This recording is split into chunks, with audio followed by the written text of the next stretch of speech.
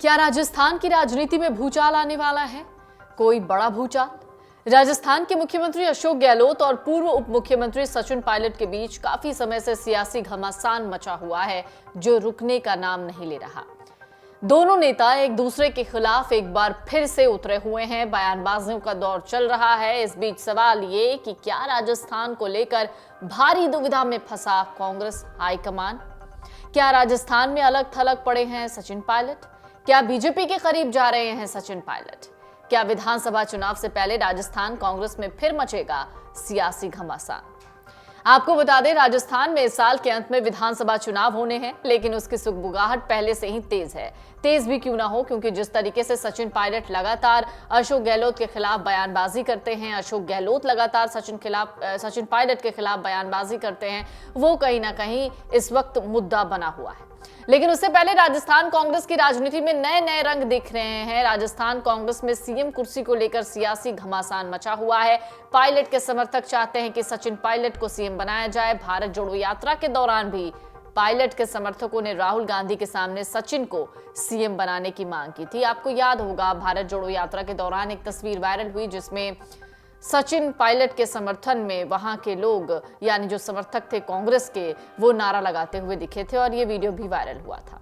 इस बीच अब कांग्रेस नेता शशि थरूर ने सीएम अशोक गहलोत के सचिन पायलट को नाकारा, निकम्मा, गद्दार, कोरोना कहे जाने पर नसीहत दी है। थरूर ने सीएम गहलोत को नसीहत देते हुए बड़ा बयान दिया। उन्होंने कहा कि साथी के बारे में सोच समझकर बोलें, मैं तो दूसरे नेताओं का भी अपमान नहीं करता।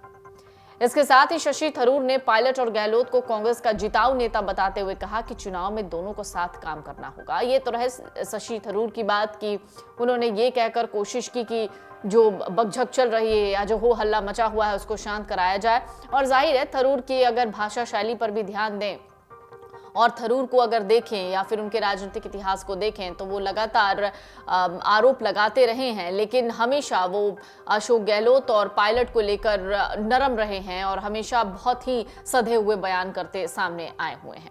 तो आइए सबसे पहले हम आपको बताते हैं सीएम अशोक गहलोत और सचिन पायलट को लेकर शशि थरूर ने कहा क्या। कांग्रेस नेता शशि थरूर ने राजस्थान में सीएम अशोक गहलोत और पूर्व डिप्टी सीएम पायलट के बीच चल रही खींचतान और गहलोत की ओर से नालायक, नाकारा, निकम्मा, गद्दार, कोरोना जैसे शब्दों के इस्तेमाल पर कहा, इस स्तर पर राजनीति नहीं पहुंचनी चाहिए थी। थरूर बोले, जब हम अपने साथियों के बारे में बोल रहे हैं तो जरा सोच समझकर बोलना उचित होगा। गर्व की बात है कि मुझे राजनीति में 14 साल हो गए। मैंने अब तक किसी पर आक्षेप नहीं लगाया, किसी के बारे में कभी कुछ ऐसा भी नहीं कहा, ना ही उकसाने की कोशिश की। एक दो बार मैंने कहा कि मैं कीचड़ में कुश्ती नहीं करना चाहता। ये कहकर मैंने कुछ इश्यूज को अवॉइड किया। जयपुर लिटरेचर फेस्टिवल में शामिल होने आए कांग्रेस सांसद शशि थरूर ने मीडिया से बात करते हुए कहा, मैं अपने साथियों से यह रिक्वेस्ट करता हूं कि अपने ही भाई बहनों के बारे में ऐसा कहना कहीं से भी अच्छा नहीं है।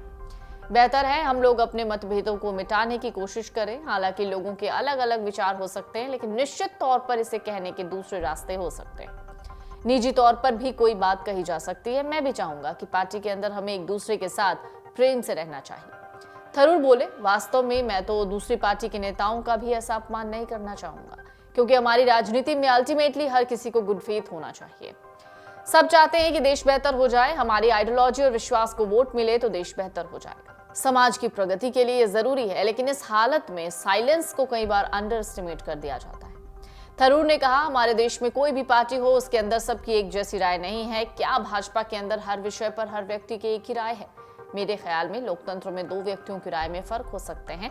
अगर आपकी विचारधारा एक ही है और आप एक ही मकसद के लिए लड़ रहे हैं तो अंत में कौन लीड करेगा, वो तो पार्टी को तय करना है। आपको पता है कि भाजपा में कौन कौन नेतृत्व कर रहे हैं और कांग्रेस में कौन कौन नेतृत्व कर रहा है। इसका मतलब ये नहीं कि दूसरे लोग भी अपने आप को कामयाब नहीं मानते, लेकिन अभी भी वो लोग अधिकार में नहीं है। मेरे ख्याल में अंदरूनी लड़ाई हर पार्टी की हकीकत है। कुछ ना कुछ कोई ना कोई मतभेद हो जाता है, लेकिन अंत में बड़ा सवाल ये कि बीजेपी के खिलाफ तो सारे ही कांग्रेस नेता हैं।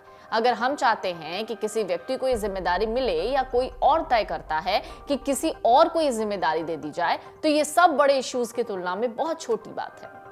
जुडिशरी पर कांग्रेस नेताओं की ओर से उठाए जा रहे सवालों पर भी थरूर ने जवाब दिया। उन्होंने कहा, मैं सोचता हूं सवाल खड़े करना पार्टी का जुडिशरी को दबाने का संकेत नहीं है। वास्तव में हमारा मानना है कि संविधान ने जुडिशियरी को स्वतंत्र और स्वायत्त स्टेट दिया है। हम महसूस करते हैं कि सत्ता में बैठे लोगों की ओर से ये सिद्धांत नहीं अपनाया जा रहा। वास्तव में उनके पास जुडिशियरी पर प्रेशर बनाने की क्षमता है। हम जुडिशियरी से मजबूत बनने की कामना करते हैं, साथ ही उन्हें याद दिलाने की कोशिश करते हैं जहां उसके अधिकारों की बात आती है, संविधान उसके साथ है। शशि थरूर ने दावा करते हुए कहा कि राहुल गांधी के राजस्थान के भारत जोड़ो यात्रा के बाद से दोनों के रिश्ते काफी सुलझे, दोनों एक हैं। अमर उजाला के सवाल पर शशि थरूर ने कहा, बयानबाजी तो चलती रहती है, इसमें कुछ नहीं है, मगर चुनाव पर दोनों को साथ आकर काम करना होगा और कांग्रेस को जीतना होगा।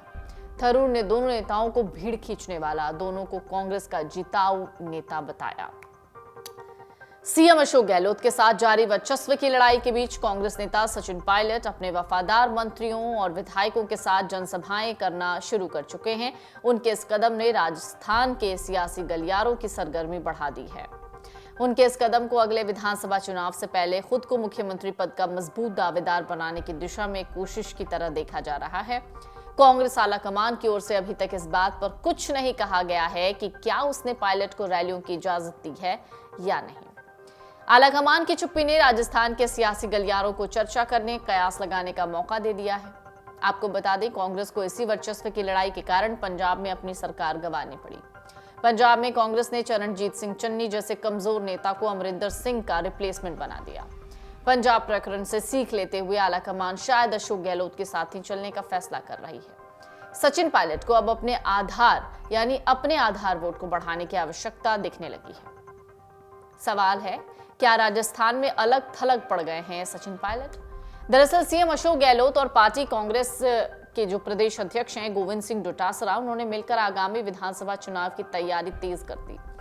कांग्रेस नेता सचिन पायलट आलाकमान के द्वारा स्पष्ट निर्देश मिलने के बावजूद अपनी ही सरकार के खिलाफ अपने अभियान को नहीं रोक रहे। पार्टी सूत्र कहते हैं कि पंजाब में कांग्रेस ने जो गलती की उसे राजस्थान में नहीं दोहराएगी। आपको बता दें, अमरिंदर से इस्तीफा लेकर कांग्रेस ने पंजाब में चरणजीत सिंह चन्नी को मुख्यमंत्री बनाया। बाद में यहां कांग्रेस को करारी हार मिली। राजस्थान में सचिन पायलट को अभी तक सिर्फ गुर्जरों का ही नेता माना जाता है, दूसरी जातियों में उनकी पैठ नहीं है। शायद यही वजह है कि सचिन पायलट ने शक्ति प्रदर्शन करने के लिए राजस्थान में रैलियों को संबोधित किया। उनके खेमे के मंत्रियों और विधायकों का दावा है कि इस रैली में समाज के हर हिस्से के लोग शामिल हो रहे हैं। दावा किया जा रहा है, सचिन पायलट किसान सम्मेलन रैली के दौरान बीजेपी से ज्यादा गहलोत सरकार को लगातार घेरते दिखते हैं। यही वजह है कि पार्टी आलाकमान उन्हें कोई तवज्जो देने के मूड में नहीं है, लेकिन नेतृत्व उनकी रैलियों पर पैनी नजर बनाए हुए है। आपको बता दें, सचिन पायलट ना तो आलाकमान द्वारा बुलाई गई बैठकों में हिस्सा ले रहे हैं, ना प्रदेश इकाई की किसी भी बैठक में। कहा यह जा रहा है कि उन्होंने पार्टी के हाथ से हाथ जोड़ो अभियान से भी दूरी बना ली है। ऐसा माना जा रहा है कि कांग्रेस आलाकमान राजस्थान में पार्टी की सरकार पर सवाल उठाने वालों के खिलाफ कार्रवाई कर सकता है। सचिन पायलट ने बीते दिनों कहा कि जब चुनाव आते हैं और मैं प्रचार करने जाता हूं तो हमेशा मेरे सामने बीजेपी खड़ी रहती है। आप सब जानते हो, जब मैं प्रचार करता हूं उनका धुआं निकाल देता हूं। सचिन पायलट ने कहा, पूरी पार्टी एकजुट और मजबूत है, सब मिलकर काम करेंगे।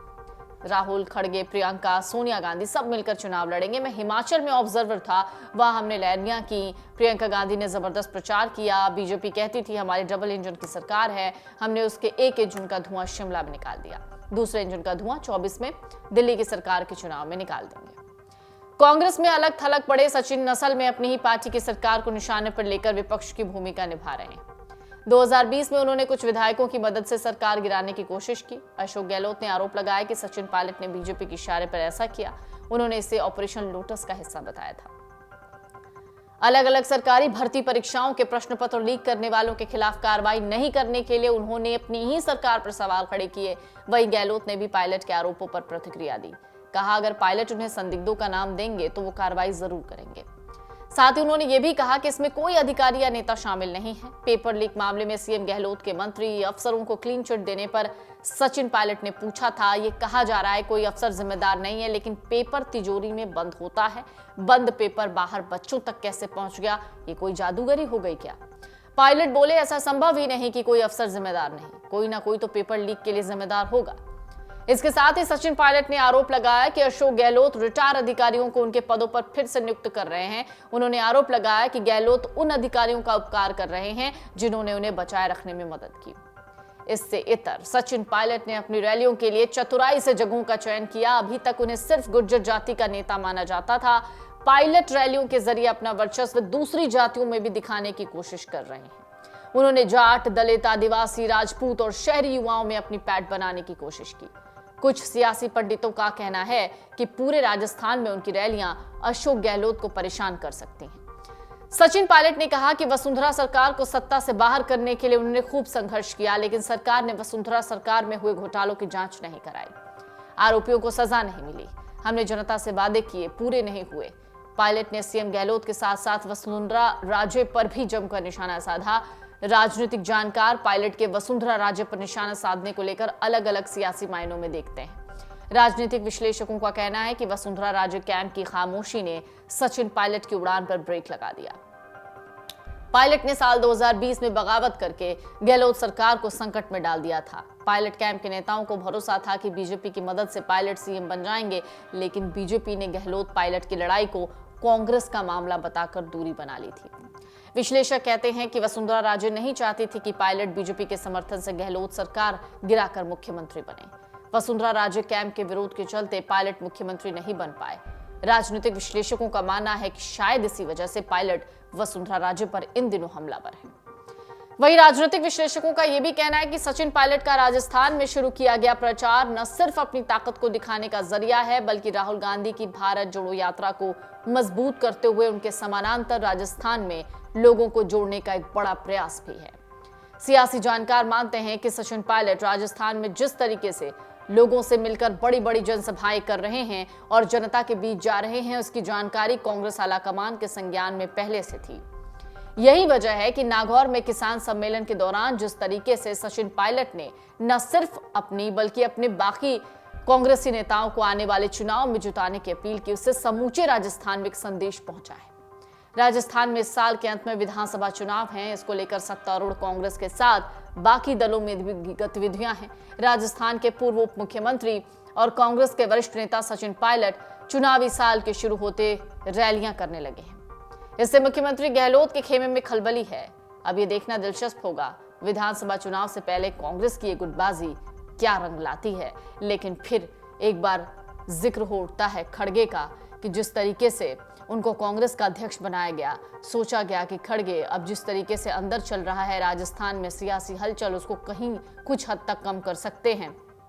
उसमें कहीं कोई कमी नहीं दिखी और जाहिर सी बात है कि खड़गे यहाँ फेल साबित होते हुए नजर आ रहे हैं। लेकिन सवाल ये कि क्या सचिन पायलट जो चाहते हैं वो कर पाएंगे और क्या अशोक गहलोत सचिन पायलट के लिए जो चाहते हैं वो कर पाएंगे। डाउनलोड करें अमर उजाला ऐप और पाएं खबरें लगातार। अगर आप ये वीडियो YouTube पर देख रहे हैं तो हमारे चैनल को सब्सक्राइब करें और बेल आइकन को दबाना ना भूलें। अगर आप Facebook पर ये वीडियो देख रहे हैं तो हमारे पेज को लाइक करें।